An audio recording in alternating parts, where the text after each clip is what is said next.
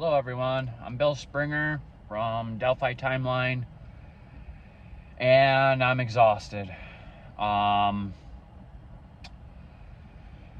crossed the bridge twice today, once on live stream and then once just about an hour and a half, 2 hours ago.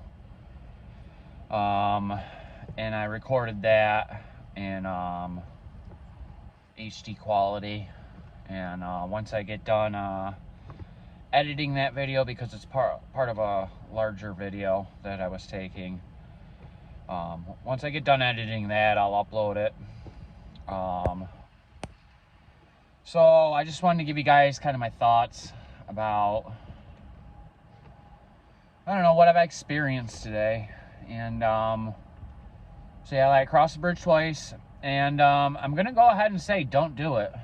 The first time I was really nervous, and the second time I was way more nervous than I was the first time. I don't know why it was like that, but I had good reason to be.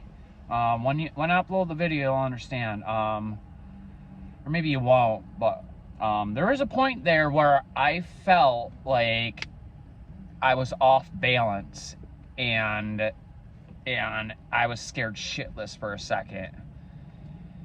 And so the second time was even scarier than the first time. Don't do it. Don't do it. I just did it so you don't have to do it. It's scary. There are areas where the planks or boards, whatever you want to call them, they are widely spaced out, and you could easily fall. It's no joke. Do not go on the bridge. There's just really no reason for it, because once you cross the bridge, the trail is done. And then it's private property, so there's no reason for it. Absolutely not at all. Don't do it.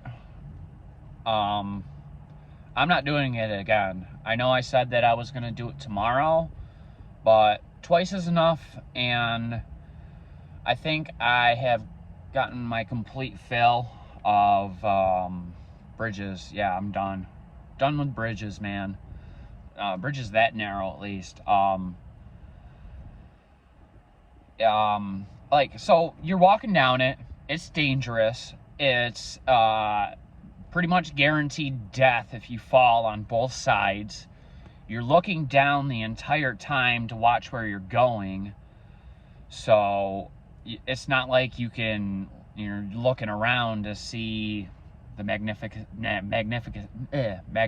scenery, if I can even get it out. You're just looking down, watching where you step. It's just dangerous. I mean, that's all I can really say. Don't do it. And that's gonna kind of bring me to my next point. It has to be somebody who is local. Nobody is gonna take a vacation and go out of their way to go to that rickety ass bridge. And I know that the bridge was designed and built to have trains go across it, and they used to build things to last back then, but it's deteriorating, and it's very dangerous. Don't do it. So somebody had to have either been local and quite possibly has already crossed that bridge before. I mean, because I don't know. I don't know how fast bridge guy was walking, but if he's walking fast, he's either done it before and he's super confident with how he's crossing, or he's just he's a crazy person. Nobody should walk across that bridge, let alone walk across it fast. No. So yeah, and it's very isolated. People aren't just gonna be out there that aren't local. I can see why local people would go there, because it's close and It's a very beautiful spot, but I don't even see why a local would cross that bridge. It's just, I don't know. Just, I don't know. Don't do it. Delphi is very beautiful. We drove through town today, and it's a quaint little town. So another thing, while I got it on my mind before I forget, the people who on the first day asked us if we needed directions when we were pulled over. When I went back to the bridge earlier, they came by again. The same woman in a red vehicle and the same man, and I think it was a gray vehicle. So they probably live there, and they're probably wondering, hey, what the heck are you doing here? Well, they don't have to worry about it again. I'm not going back. No. And I don't recommend you do too either. I don't know what can be learned from it other than what I've already kind of covered as I was doing my live stream. There's a down the hill, and then you're on a private drive, and then there's another down the hill, and then there's the cross the creek, and then I believe where their bodies were found, it's up a hill after that. So my next point is whoever did it, they went through a whole lot of trouble, because it's a pain in the ass to get down that hill, and then it would be even more of a pain in the ass to get down a secondary hill, unless they walked up a little bit where there's like this drainage ditch and the terrain's a little flatter, but they're still going to have to be going down a second time, then to cross the creek, and then so I don't know, man. It's just rough terrain. I don't think that their bodies were moved from the down the hill area at the end of the bridge. I think the staging and moving of the bodies probably happened after all three of them had already crossed the creek, because I cannot see a person feasibly taking two bodies through that terrain, across the creek, and then through more of that terrain on the other side. So it is of my opinion the girls were alive when they crossed the creek. I believe that everything probably happened on the other side of the creek. And I have not been to that side of the creek, and there's a chance that I might not make it to that side of the creek this trip. I don't know how to get there. Maybe one of you want to let me know how. I'll do it, but I'm definitely done with bridges. Not doing that again. What you guys got for me is what you're gonna get. So yeah, local, definitely local, from around this area.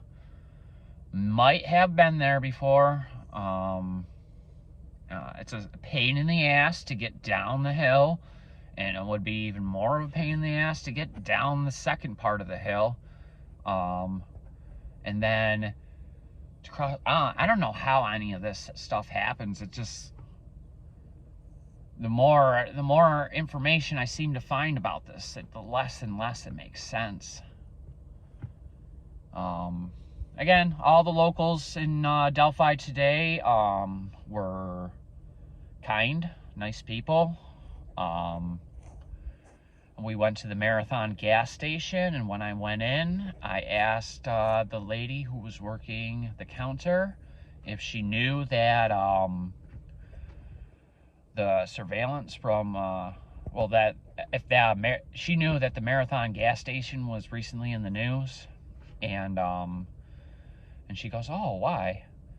And I said, well, it's because the Liberty and Abbey case, there was footage that was supposedly taken from the Marathon, and then the FBI lost it. And then she said she had heard that rumor, so I think she just kind of leading me to see where I was going with this whole conversation.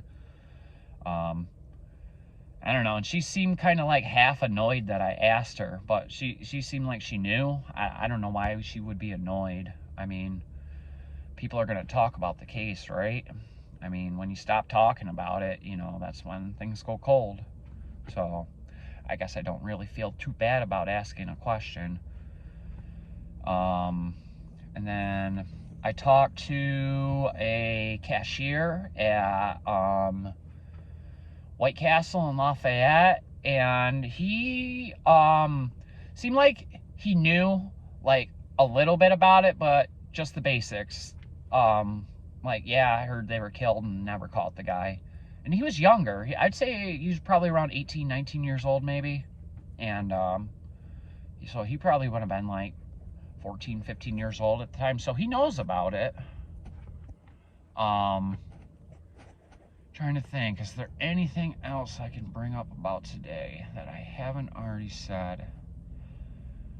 I don't know. I'm tired, guys, and I'm going to bed right after I click stop. So I hope you all are having a good time and hope that you're all safe.